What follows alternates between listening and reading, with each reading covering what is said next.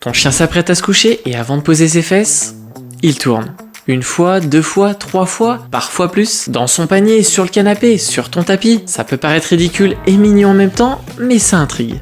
Pourquoi il fait ça? Aujourd'hui dans l'épisode 3 de Décode ton chien, je te donne les 4 vraies raisons derrière tout ça. Et la première remonte à plus de 15 000 ans. Allez, avant de commencer, un petit like et abonne-toi si c'est pas le cas. On démarre, c'est parti.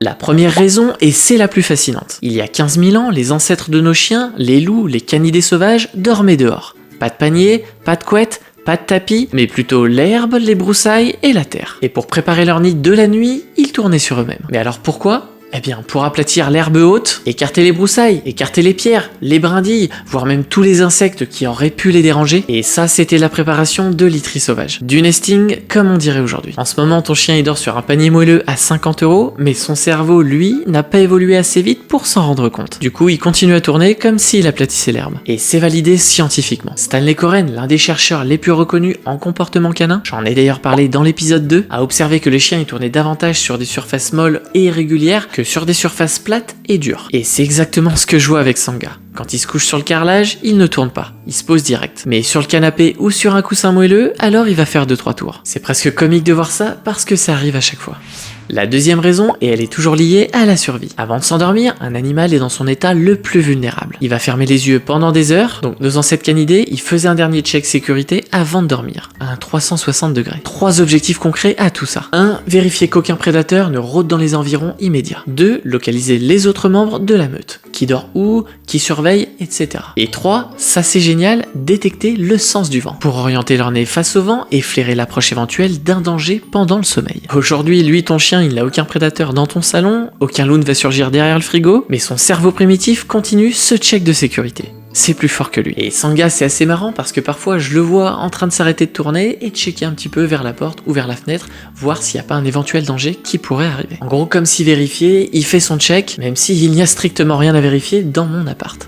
La troisième raison, plus physique cette fois-ci. Dans les climats froids, les loups et les chiens sauvages, ils s'enroulaient en boule serrée pour conserver leur chaleur corporelle. La position en spirale, ça réduit la surface du corps exposée à l'air froid. Plus la boule est serrée et plus la chaleur est conservée. En plus, dans une meute, les loups se regroupaient en cercle serré pour partager leur chaleur. Tourner avant de se coucher, c'était aussi se positionner pour ce regroupement. Aujourd'hui, lui, ton chien, il est dans un appartement bien chauffé, mais son cerveau fonctionne autrement. Il continue à se mettre en boule, même en plein mois d'août, même devant le radiateur, même quand il a chaud. Il ne connaît qu'une position, la position du au cas où il fait moins 20 degrés.